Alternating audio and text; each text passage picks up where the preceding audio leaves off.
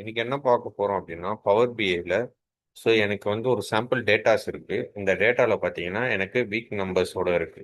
So டேட்டை base பண்ணி week வந்து அரைவ் பண்ணியிருக்கேன். எனக்கு இங்க இருக்க லீட்ஸ் அண்ட் எரர் வந்து வீக் வைஸ் வந்து சம் ஆகும். ஸோ நம்ம நார்மலாக சம் பண்ணோம் அப்படின்னா டோட்டலாக எவ்வளோ அப்படின்றது சம் வந்துடும். பட் எனக்கு வந்து வீக் வைஸ் என்ன ஆகணும், சம் ஆகணும். வீக் 40 எவ்வளோ, வீக் 41 எவ்வளோ, வீக் 42, வீக் 43 அப்படின்ட்டு. ஸோ அதுதான் இங்கே பண்ண போகிறோம். நியூ காலம் இன்சர்ட் பண்ணிக்கோங்க. இந்த இடத்துல டோட்டல் லீட்ஸ் அப்படின்றத நான் உங்களுக்கு கொடுத்துக்கிறேன். டோட்டல் லீட்ஸில் ஃபஸ்ட்டு கால்குலேட் சம், என்னோட எக்ஸ்பிரஷன் சம். நான் எதை சம் பண்ண போனோம் அந்த டேட்டா டேபிள் அண்ட் காலம் நேமை செலக்ட் பண்ணிக்கோங்க. ஸோ இந்த இடத்துல ஃபில்டரில் என்ன யூஸ் பண்ண போறீங்கன்னா ஆல் எக்ஸ்பெக்ட். ஸோ ஆல் எக்ஸ்பெக்டில் வந்து நீங்கள் என்ன பண்ண போறீங்க, உங்களோட டேபிள் நேம் அண்ட் உங்கள் காலம் நேம். ஸோ இந்த இடத்துல நீங்கள் வீக்குன்றதை பாஸ் பண்ணிட்டீங்க அப்படின்னா நமக்கு என்ன ஆகும், வீக் வைஸ் வந்து லீட்ஸ் வந்து சம் ஆகும். ஸோ அதுதான் சம் எக்ஸ்பிரஷன் கொடுத்துருக்கோம். ஆல் எக்ஸ்பெக்ட்னு கொடுக்கும்போது வீக் வைஸ் ஆகும். ஸோ இந்த இடத்துல நான் ரன் பண்ணுறேன். இப்போ பார்த்தீங்கன்னா எனக்கு வீக் 40 பார்த்தீங்கன்னா டோட்டலாக ஒரே நம்பர் 315 வந்துருக்கும்.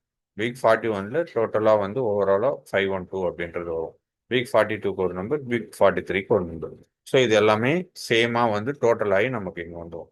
ஸோ நான் இதை அப்படியே தான் எரருக்கு பண்ண போகிறேன். ஸோ லீட்ஸ்க்கு இங்கே பண்ண இந்த காலம் எரருக்கு பண்ண போகிறேன். ஸோ நான் இந்த இடத்துலையும் டோட்டல் எரர் அப்படின்றத கொடுக்குறேன். So same calculate expression sum, என்னோட எரர் காலம் வந்து சம் பண்ண போகிறேன். ஸோ இந்த இடத்துல ஆல் எக்ஸ்பெக்ட்னு கொடுத்துட்டு இதில் என்னோட டேபிள் நேம் அண்ட் என்னோட column name. So week wise எனக்கு சம் ஆகணும். ஸோ அதனால வீக் காலமை நான் இங்கே பாஸ் பண்ணணும். ஸோ அந்த இடத்துல என்ட்ரி கொடுத்தேன்னா எனக்கு வந்து எரர்ஸ் வந்து வீக் வைஸ் எவ்வளோன்றது டோட்டல் அமௌண்ட் வந்து எனக்கு இங்கே சம் ஆயிடும். ஸோ இப்போ இந்த இடத்துல எனக்கு என்ன ஆகணும் அப்படின்னா லீட்ஸ் டிவைடட் எரர் போட்டோ அதோட டிவைடட் ஆகி வர வேல்யூ எனக்கு இங்கே வரணும். ஸோ நான் இங்கே 2 காலம் வச்சுருக்கேன். நான் என்ன பண்ண போகிறேன், ஒரே மெஷராக எழுத போகிறேன். ஸோ ஒரே எக்ஸ்பிரஷனாக எழுதுறதுக்கு நம்ம இப்போ 2 எழுதணும்ல, அதே தான், சேம் கான்செப்ட் தான். ஸோ இந்த இடத்துல வந்து வேரியபிள் மூலயமா எழுத போகிறோம். ஸோ இந்த இடத்துல வந்து என்னோட column name leads and error அப்படின்றத கொடுத்துக்கிறேன். இப்போ இந்த இடத்துல நான் என்ன பண்ண போகிறேன், வேரியபிள் கிரியேட் பண்ண போகிறேன். ஸோ லீட்ஸ் வேரியபிள், சொல்லி வேரியபிள் நேம் லீட்ஸ்ன்னு கொடுத்துக்கிறேன். இந்த இடத்துல கால்குலேட் சேம் சம் எக்ஸ்பிரஷன், நம்ம எதை சம் பண்ண போகிறோமோ அந்த காலம், அப்புறம் கமால வந்து ஆல் எக்ஸ்பெக்ட்னு சொல்லிட்டு இந்த இடத்துல டேபிள் நேம் அண்ட் நம்மளோட காலம் நேம். ஸோ வீக் வைஸ் பண்ண போகிறதான இந்த வீக்.